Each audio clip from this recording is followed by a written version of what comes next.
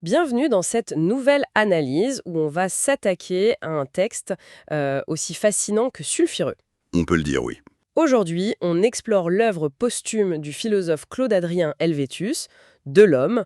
On a des extraits d'un livre jugé tellement radical en fait qu'il a été publié seulement après sa mort. Pour lui éviter la prison, ou pire. Voilà, très concrètement. Et pour cause, ce texte, il s'inscrit en plein dans les Lumières, mais il pousse la logique matérialiste si loin, mais vraiment si loin, qu'il a fait grincer pas mal de dents à l'époque, y compris chez les autres philosophes. C'est exactement ça. Il va au bout d'une idée que beaucoup n'osaient qu'effleurer.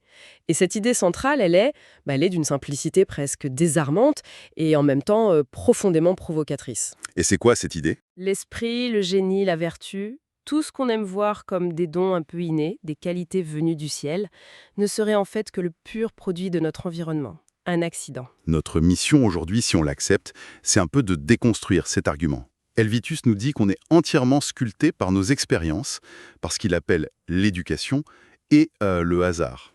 Donc on va voir ce que ça implique. Exactement. Si on prend cette idée au sérieux, ça change tout. Notre vision de l'égalité, des lois, de la société et même de la religion. C'est un vrai jeu de domino philosophique. Alors pour bien comprendre sa logique, il faut commencer par le début, la fondation de toute sa pensée. Pour Helvétius, tout part d'une seule chose, la sensation physique. C'est ça. Il le dit très clairement, l'homme n'est rien d'autre que sensibilité.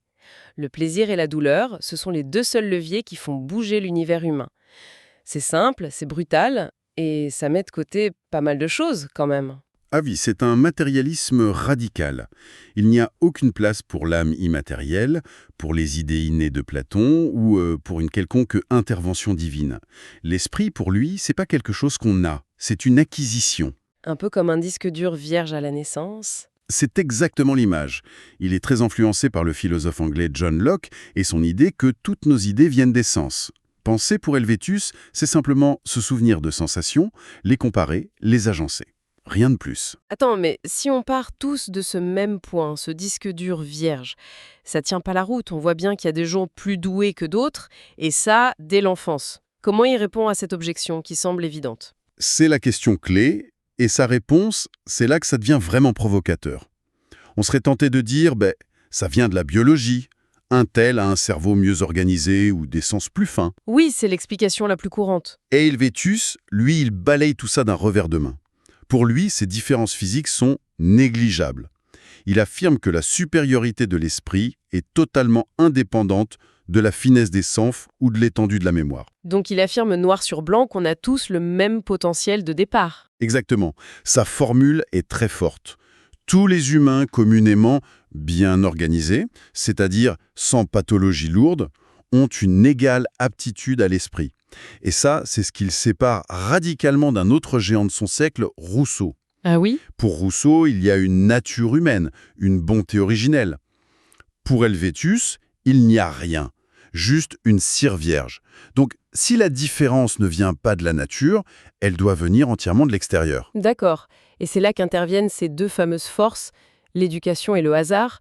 Le mot éducation me semble un peu restrictif. Il l'entendait comment, précisément? Alors oui, il faut l'entendre dans un sens extraordinairement large. C'est pas du tout l'école ou les leçons du précepteur.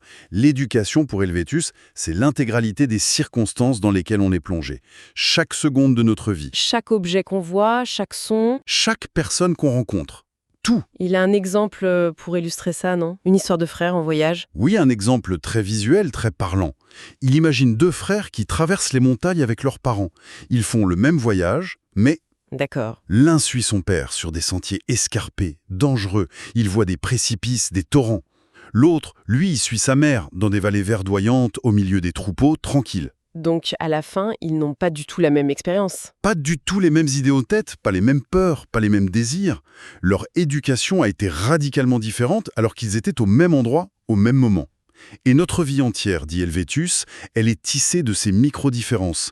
L'éducation n'est jamais la même pour deux personnes. Là, je dois avouer que c'est une idée assez vertigineuse. Oui, c'est déstabilisant. L'idée que la personne que je suis aujourd'hui aurait pu être radicalement différente si mes parents avaient tourné à gauche plutôt qu'à droite ce jour-là.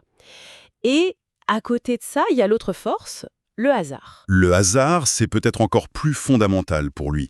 C'est la force créatrice par excellence.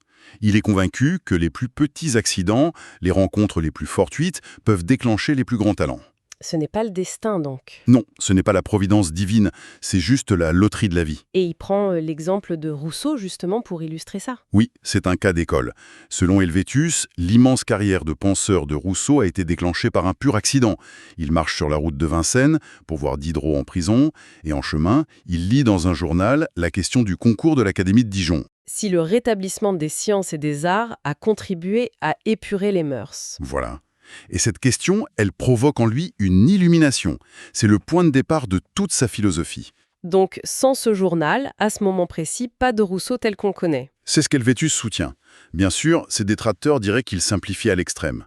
Que le concours a été le déclencheur, mais qu'il fallait bien un terreau fertile chez Rousseau. Une capacité latente. Oui, mais Helvétius, lui, répondrait que même ce terreau, ce n'est que le produit d'une infinité d'accidents antérieurs qui l'ont façonné. Une conversation entendue par hasard, un livre trouvé au bon moment. Ce sont ces moments-là qui nous semblent anecdotiques, qui sont les vrais architectes de notre esprit. On est donc très loin de l'image du génie solitaire qui puise tout en lui-même. Le génie serait une sorte d'heureux accident, en fait. C'est ça. Et si on tire ce fil, si l'individu est à ce point le produit de son environnement, alors les implications pour la société sont... Énorme. elles sont explosives. Parce que si l'environnement façonne tout, alors la chose la plus importante au monde, c'est pas la prière ou la morale individuelle. C'est l'organisation de la société. C'est la qualité des lois qui devient la clé de voûte de tout l'édifice social. Il y a une phrase dans le texte qui sonne comme un manifeste politique, une véritable déclaration de guerre à l'ordre de son temps. Il écrit « Les vertus et le bonheur d'un peuple sont l'effet, non de la sainteté de sa religion, mais de la sagesse de ses lois. » C'est une attaque frontale contre l'Église, qui se posait à l'époque comme la seule garante de la morale. Helvétius y déplace complètement le curseur. Pour lui, le seul moteur humain, c'est l'intérêt. La recherche du plaisir et l'évitement de la douleur. Et il ne voit pas ça comme quelque chose de négatif ou de cynique, c'est un fait, un point de départ. C'est une vision assez froide de l'humanité, mais bon, quand on regarde autour de nous, ça se vérifie assez souvent. C'est ce qu'il dirait. Et à partir de ce constat, le rôle d'un bon gouvernement devient très clair. Il ne s'agit pas de prêcher la vertu, mais de construire un système de loi si intelligent qu'il force l'intérêt personnel de chaque citoyen à s'aligner sur l'intérêt public. Faire en sorte que pour être heureux, on soit obligé d'être utile à la société. Voilà. Et à l'inverse, l'ennemi absolu de ce système, c'est le despotisme. Il dit que le despotisme change le caractère d'une nation et toujours en mal. C'est une idée forte. Pourquoi ? Parce que le despotisme, il casse ce bel alignement des intérêts. Sous un tyran, l'intérêt personnel, c'est plus de servir le bien public, d'innover ou d'être courageux. L'intérêt, c'est de plaire au maître, de flatter, de devenir vil et servile pour survivre. Le système politique ne fait pas que gouverner les citoyens. Il les produit. Un mauvais système produit de mauvais citoyens. Et ça l'amène donc à redéfinir des mots aussi fondamentaux que la vertu ou la justice. Si tout est une question d'intérêt, ces notions ne peuvent plus être des vérités éternelles. Exactement. Pour lui, la vertu n'a qu'une seule mesure, l'utilité publique. Et vertueux, ce qui est utile au plus grand nombre. Point. Et il pousse la logique jusqu'à dire que chaque groupe social définit la vertu en fonction de ce qui sert ses propres intérêts. Il vise particulièrement le clergé là-dessus. Ah oui, il dit que le clergé qualifie de vertueux des comportements comme la soumission aveugle ou le don de ses biens à l'Église, parce que ça renforce son pouvoir et sa richesse. Logique. Et pour la justice, c'est encore plus radical. Elle n'est pas innée, pas gravée dans nos cœurs. Non. Elle n'est uniquement des conventions sociales, des lois que les hommes se donnent. Il a cette phrase d'une simplicité tranchante « Avant la loi, il n'est donc pas d'injustice ». C'est une idée qui choque encore aujourd'hui. Sans contrat social, il n'y a que la loi du plus fort. Voilà. Ni juste, ni injuste. Cette critique féroce de la religion comme simple outil au service d'intérêts particuliers nous amène tout droit à la partie la plus virulente de son œuvre, son attaque contre l'intolérance. Non de pouvoir. Une stratégie de domination. Oui, utilisée par le clergé pour 3 raisons. Étouffer la pensée indépendante, maintenir les peuples dans l'ignorance et asseoir son autorité sur les esprits et, à la fin, sur les rois eux-mêmes. Il a une citation qui a dû faire trembler plus d'une perruque poudrée à l'époque, une phrase d'une violence inouïe. Il écrit « Toute religion intolérante est essentiellement régicide ». C'est une accusation gravissime. Il faut qu'on décortique ça. Comment il justifie une affirmation aussi extrême? Son raisonnement est politique et il est implacable. Une religion qui se dit intolérante, elle prétend détenir l'unique et l'absolue vérité. Donc, de ce fait, elle se place au-dessus de toutes les autorités terrestres, y compris celle du roi. Elle se donne le droit de juger les rois? Tout à fait. Si un roi ne se soumet pas à ses dogmes, s'il protège des hérétiques ou s'il prend des décisions contraires aux intérêts du clergé, eh bien cette religion peut le déclarer tyran, indigne de régner. Et de là à justifier son assassinat. Il n'y a qu'un pas. Le prêtre se fait juge du prince. L'histoire, selon lui, en est pleine d'exemples. C'est donc le fanatisme qui arme les nations les unes contre les autres au nom de dogmes abstraits qu'il voit comme l'une des causes principales des malheurs de l'humanité. Absolument. Et face à ça, sa vision d'une bonne religion est, sans surprise, celle d'un philosophe. Elle serait incroyablement simple, débarrassée de tous ses dogmes, de tous ses mystères. Elle se confondrait presque avec une morale civique. C'est ça. Et avec une législation juste. Son but serait pas de préparer à l'au-delà, mais de rendre les hommes plus humains, plus justes, plus utiles les uns aux autres ici et maintenant. Une religion qui rendrait les gens, et je le cite, indifférents à la diversité des cultes pour mieux les attacher au bien commun. C'est une vision laïque avant l'heure. Complètement. Il cherche à désamorcer le potentiel destructeur des religions en les vidant de leur substance conflictuelle.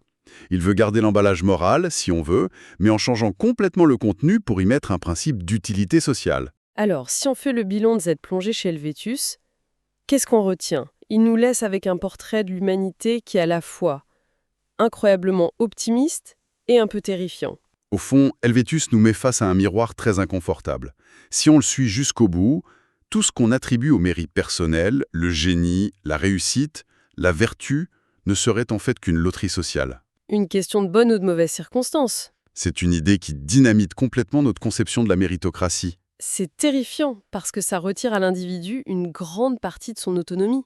On serait des produits plus que des créateurs de nous-mêmes. Oui, Mais en même temps, c'est optimiste parce que ça suggère qu'en perfectionnant les lois et l'éducation, on pourrait presque éradiquer le vice et la bêtise. Belle. Non, ils deviennent l'échec de nos lois, de nos gouvernements, de notre éducation collective. Le blâme ne pèse plus sur l'individu, mais sur la société qui l'a produit. C'est une idée qui a des échos très puissants dans les débats contemporains sur la justice sociale. Et ça nous laisse avec une dernière pensée, une question à méditer.